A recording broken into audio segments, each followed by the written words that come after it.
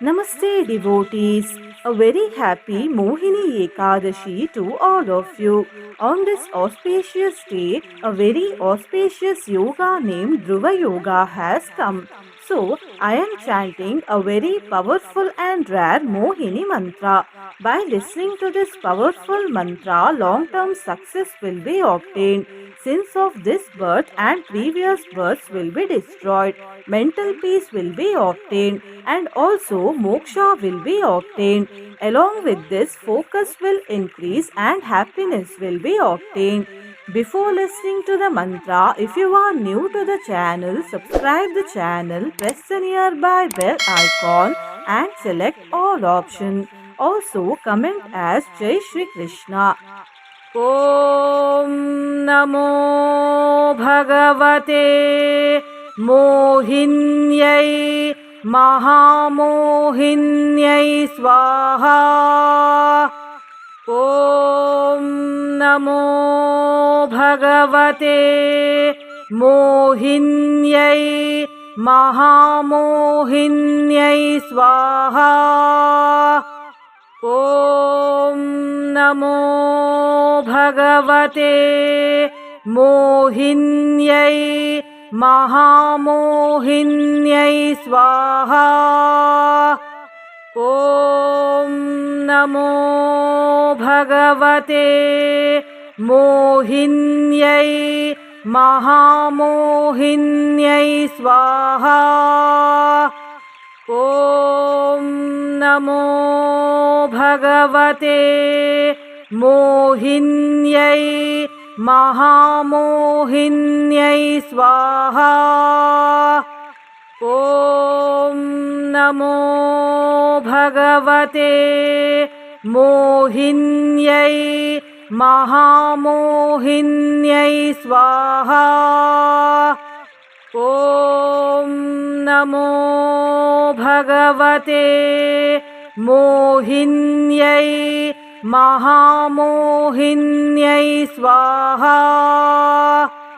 ॐ नमो भगवते मोहिन्यै महामोहिन्यै स्वाहा।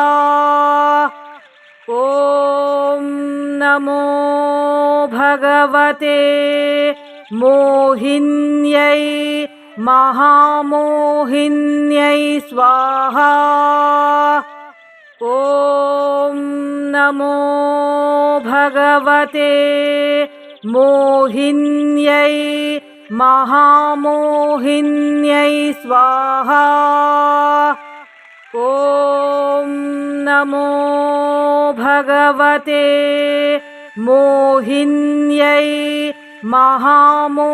महामोहिन्यै स्वाहा। ॐ नमो भगवते मोहिन्यै महामोहिन्यै स्वाहा। ॐ नमो भगवते मोहिन्यै महामोहिन्यै स्वाहा। ॐ नमो भगवते मोहिन्यै महामोहिन्यै स्वाहा। ॐ नमो भगवते मोहिन्यै महामोहिन्यै स्वाहा। ॐ नमो भगवते मोहिन्यै महामोहिन्यै स्वाहा। ॐ नमो भगवते मोहिन्यै महामोहिन्यै स्वाहा। ॐ नमो भगवते मोहिन्यै महामोहिन्यै स्वाहा। ॐ नमो भगवते मोहिन्यै महामोहिन्यै महामोहिन्यै स्वाहा। ॐ नमो भगवते मोहिन्यै महामोहिन्यै स्वाहा। ॐ नमो भगवते मोहिन्यै महामोहिन्यै स्वाहा। ॐ नमो भगवते मोहिन्यै महामोहिन्यै स्वाहा।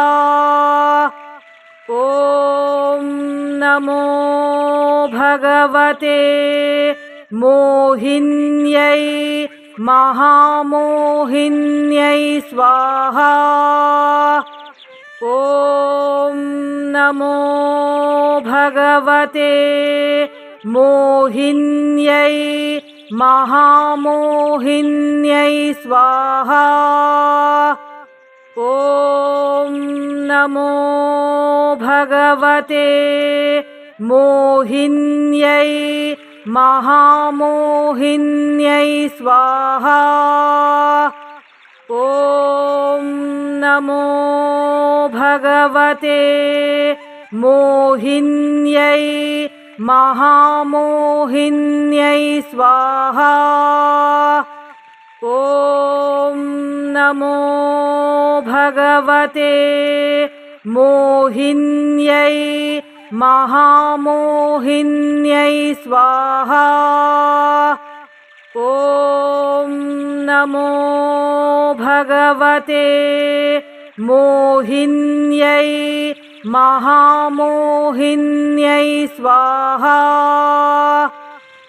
ॐ नमो भगवते मोहिन्यै महामोहिन्यै स्वाहा। ॐ नमो भगवते मोहिन्यै महामोहिन्यै स्वाहा। ॐ नमो भगवते मोहिन्यै महामोहिन्यै स्वाहा।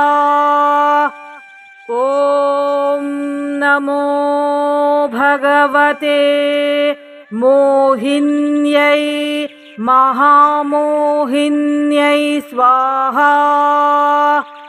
ॐ नमो भगवते मोहिन्यै महामोहिन्यै स्वाहा।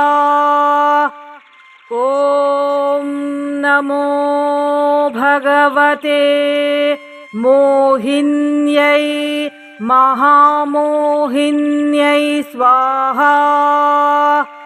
ॐ नमो भगवते मोहिन्यै महामोहिन्यै स्वाहा।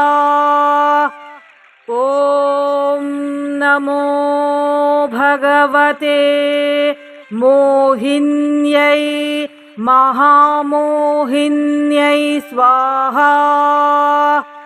ॐ नमो भगवते मोहिन्यै महामोहिन्यै स्वाहा। ॐ नमो भगवते मोहिन्यै महामोहिन्यै स्वाहा।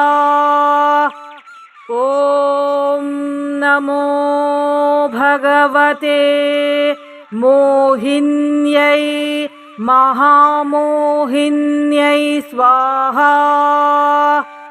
ॐ नमो भगवते मोहिन्यै महामोहिन्यै स्वाहा। ॐ नमो भगवते मोहिन्यै महामोहिन्यै स्वाहा। ॐ नमो भगवते मोहिन्यै महामोहिन्यै स्वाहा। ॐ नमो भगवते मोहिन्यै महामोहिन्यै स्वाहा। ॐ नमो भगवते मोहिन्यै महामोहिन्यै स्वाहा।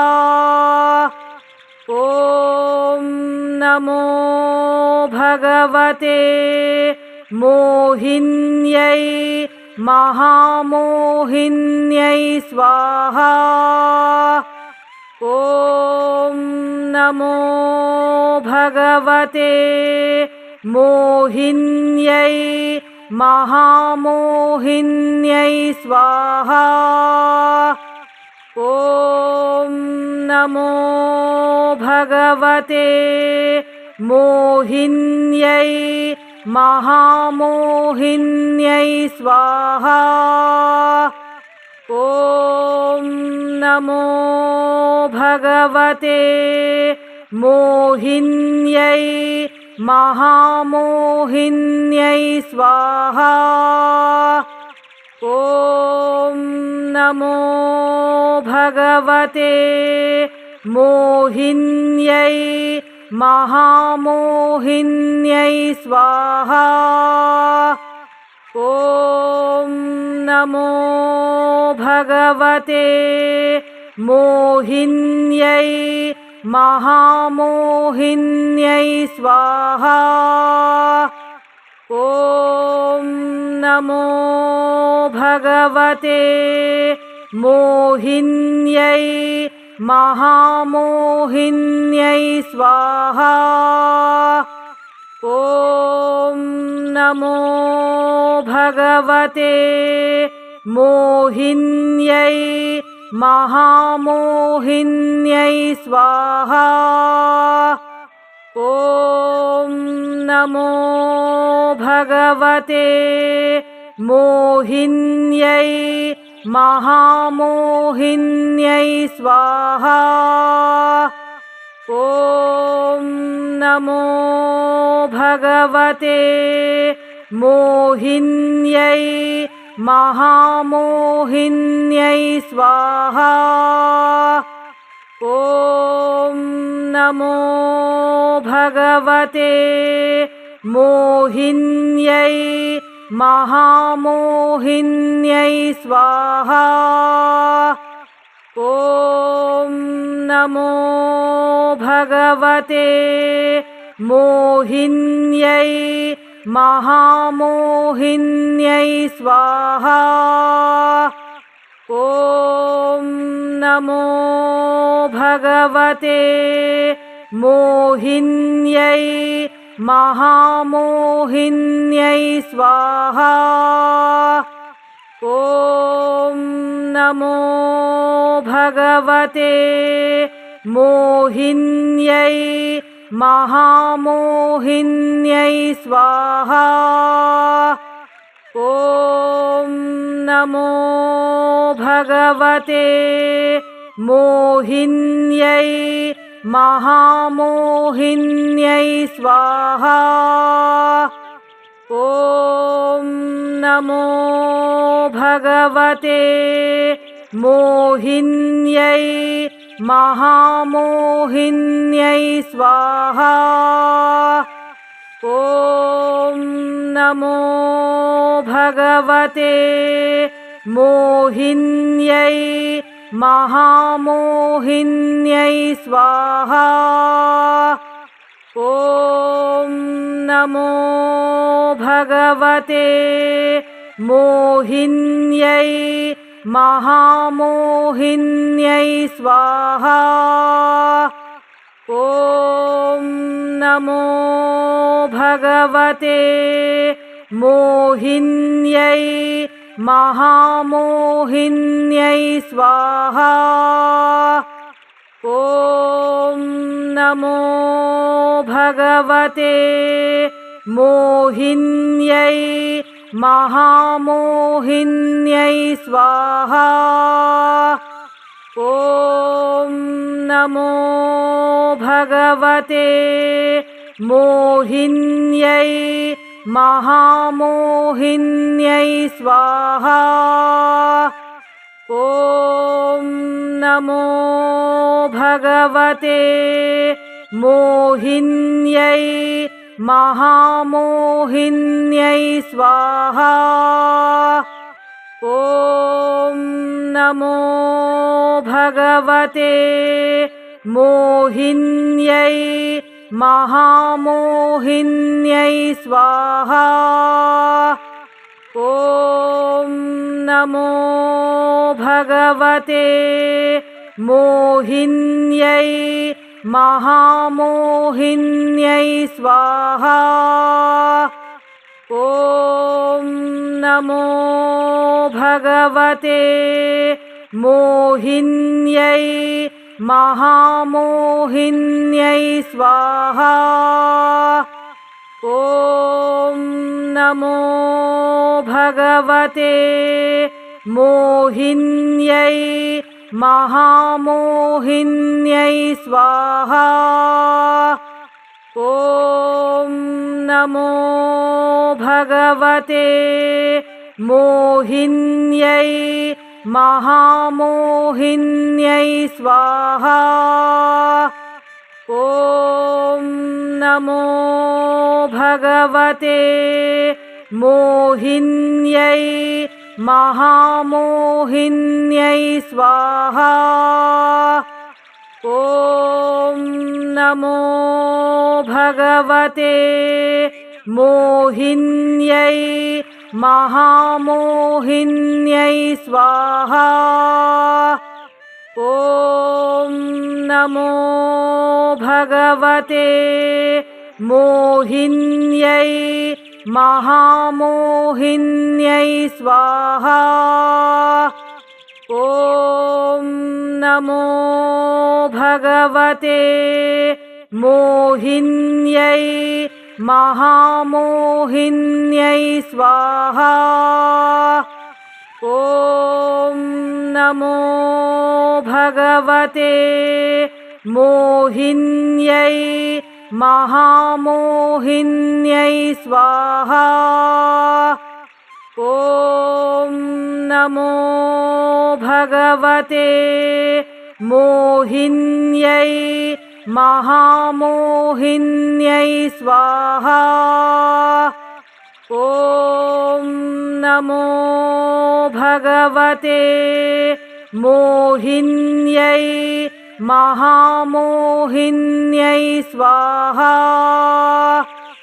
ॐ नमो भगवते मोहिन्यै महामोहिन्यै स्वाहा। ॐ नमो भगवते मोहिन्यै महामोहिन्यै स्वाहा। ॐ नमो भगवते मोहिन्यै महामोहिन्यै स्वाहा। ॐ नमो भगवते मोहिन्यै महामोहिन्यै स्वाहा। ॐ नमो भगवते मोहिन्यै महामोहिन्यै स्वाहा। ॐ नमो भगवते मोहिन्यै महामोहिन्यै स्वाहा। ॐ नमो भगवते मोहिन्यै महामोहिन्यै स्वाहा। ॐ नमो भगवते मोहिन्यै महामोहिन्यै स्वाहा। ॐ नमो भगवते मोहिन्यै महामोहिन्यै स्वाहा। ॐ नमो भगवते मोहिन्यै महामोहिन्यै स्वाहा। ॐ नमो भगवते मोहिन्यै महामोहिन्यै स्वाहा। ॐ नमो भगवते मोहिन्यै महामोहिन्यै स्वाहा। ॐ नमो भगवते मोहिन्यै महामोहिन्यै स्वाहा। ॐ नमो भगवते मोहिन्यै महामोहिन्यै स्वाहा। ॐ नमो भगवते मोहिन्यै महामोहिन्यै स्वाहा। ॐ नमो भगवते मोहिन्यै महामोहिन्यै स्वाहा। ॐ नमो भगवते मोहिन्यै महामोहिन्यै स्वाहा।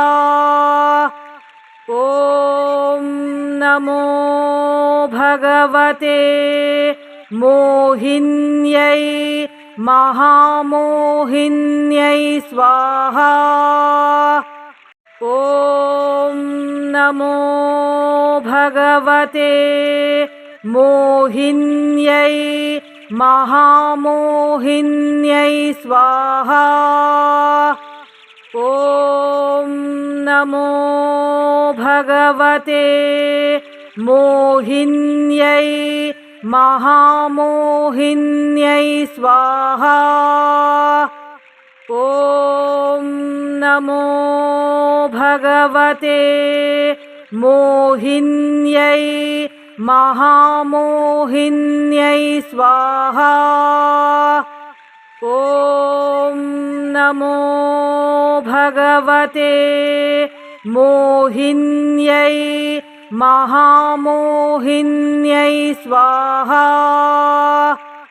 ॐ नमो भगवते मोहिन्यै महामोहिन्यै स्वाहा। ॐ नमो भगवते मोहिन्यै महामोहिन्यै स्वाहा। ॐ नमो भगवते मोहिन्यै महामोहिन्यै स्वाहा। ॐ नमो भगवते मोहिन्यै महामोहिन्यै स्वाहा। ॐ नमो भगवते मोहिन्यै महामोहिन्यै स्वाहा। ॐ नमो भगवते मोहिन्यै महामोहिन्यै स्वाहा। ॐ नमो भगवते मोहिन्यै महामोहिन्यै स्वाहा। ॐ नमो भगवते मोहिन्यै महामोहिन्यै स्वाहा।